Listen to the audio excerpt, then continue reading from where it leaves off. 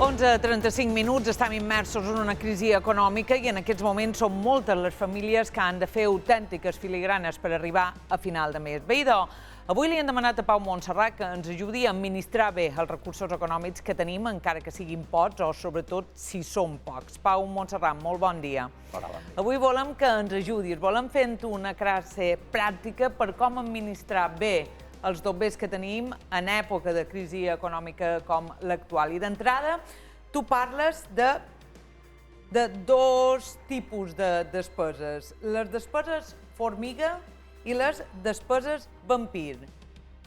Pregunta obligada, anem a definir cada una d'aquestes, començant per les formigues. Què són les despeses formiga? Les despeses formiga són aquestes que són petites, que moltes de vegades no les percebem adequadament, com pugui ser quan anem a posar benzina, comprar uns xicles, o com puguin ser aquests cafès que ens fem a mitjan del matí, o aquest snack, és a dir, són despeses que passen desapercebudes normalment a la nostra ment, però que en realitat, si anem sumant els imports, que són petits imports, acaben afectant en el nostre pressupost. Els vampirs sí que els anotam, perquè ens xuclen la sang. Les despeses vampirs són aquestes despeses que són de forma constant i que són d'un import que tenen certa rellevància. Pugui ser aquesta televisió digital que tenim contractada, pugui ser l'energia, el consum d'aigua, pugui ser el nostre mòbil. Aquestes serien les despeses que ens xuclen la sang monetari i que hem d'aprendre a reduir, a minimitzar o, si és possible, evitar. Per tant, anem a donar consell, començant per les despeses formiga, que, clar, com el nom indica, són petites cosetes que a un li sembla que tant és, no? És a dir, que tant són 5 euros, només són 2 euros, només és 1 euro. És a dir, consells per a aquest tipus de despeses, Pau?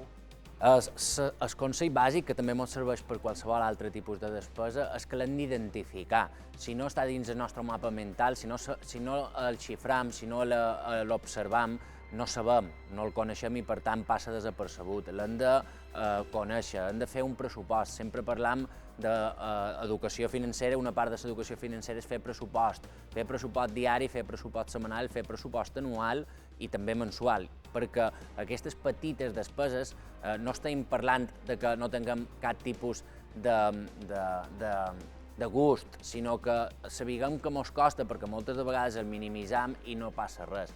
I per tant, evitar les compres impulsives, aquestes petites compres que fem, que no teníem previstes però que en el final fem, utilitzar ja un risc que és el món online, no utilitzar aquestes plataformes de compres de forma, diguéssim, no racional, sinó que hem d'anar molt alerta, i bàsicament és analitzar-les, computar-les i, si podem i volem, minimitzar-les. Però, per exemple, dir cada mes d'aquestes despeses formigues hi vull invertir, no sé, per dir alguna cosa, 50 euros. Seria una possible recomanació i tu anar apuntant sense arribar a l'obsessió, m'imagino, però anar apuntant més o manco allò que anem gastant amb aquest tipus de despeses i quan ja hem arribat en aquesta xifra ja aturar-nos, tenint en compte que no són despeses necessàries i obligatòries? Sí, posar-los pressupost. Primer hem de dedicar un parell de mesos o un mes al manco a veure fins a quin punt aquestes petites formigues acaben sent una llosa pesada. Això és el primer. I un picut en gant, no puc reduir aquests 100 euros que me gast en 50, doncs anem a intentar-ho. I segurament podem, perquè ni ho notarem. Aquesta és una primera, diguéssim, aproximació a les despeses formiga. Anem a les altres, a les despeses vampir, perquè donem per fet que les formigues els podem evitar. De les vampir també n'hi ha que es poden evitar, es poden gestionar d'una altra manera? Evitar és difícil perquè són més estructurals, però sense cap dubte se poden reduir. Primer, una altra vegada, fer un pressupost, analitzar, hi ha molt de petites idees per reduir, per exemple, el consum energètic. Aquestes petites idees per reduir el consum energètic, que passen per no tenir enxufat la televisió, el wifi a totes hores, que passen per apagar la nostra caldera si és elèctrica quan no estem a casa, que passen per un consum d'aigua més petit, que passen per comparar, si tenim una televisió digital, comparar diferents ofertes i agafar l'oferta que més ens convé en base als nostres gustos, a la telefonia mòbil exactament el mateix, mirar tarifes.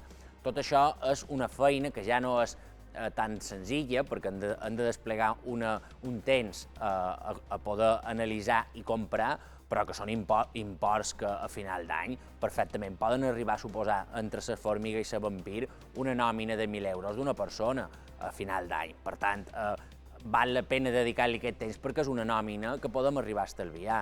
També totes les despeses que tenim i que ara s'estan incrementant de comissions bancaris. Ara la banca s'ha posat de moda perquè necessita millorar les seves rendibilitats, cobrar-nos comissions per qualsevol cosa. Hem de veure quines comissions ens estan cobrant, que moltes de vegades són importantíssimes. Les comissions de compte ja estan resultant-se d'entre 120 i 240 euros a l'any, per tant, un import important.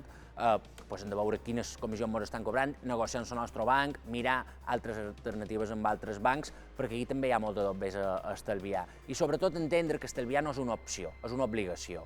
Quan nosaltres volem estalviar, hem de posar de principi de mes, tinguem la nòmina que tinguem, evidentment hi ha situacions que és impossible, però si tenim una nòmina que el banc ens permet fer les despeses del dia a dia d'una forma suficientment adequada, posar-nos un cost, que he d'estalviar 100 euros, doncs a principi de mes hi ha aquests 100 euros. No vaig fent despesa i si me sobra estalvi, perquè mai, si me sobra, mai sobra, però si ho fem des del principi podrem de forma sistemàtica estalviar un poquet per després poder-nos permetre qualque gust. I també hi ha unes despeses que no són de cada dia ni de cada mes, que són les plurimensuals, aquesta assegurança de la llar, aquesta assegurança del cotxe, que han de localitzar, identificar i repartir més a més perquè després no mos vengui l'assegurança si no tinguem ni un euro.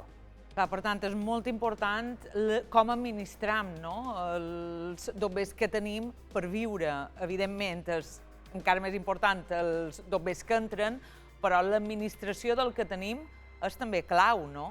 Sí, moltes vegades ens fixem més en l'ingrés que cobra que no amb què gast, i en el fons l'important no és el que cop i el que gast, sinó el que me queda de renda disponible, que és la diferència.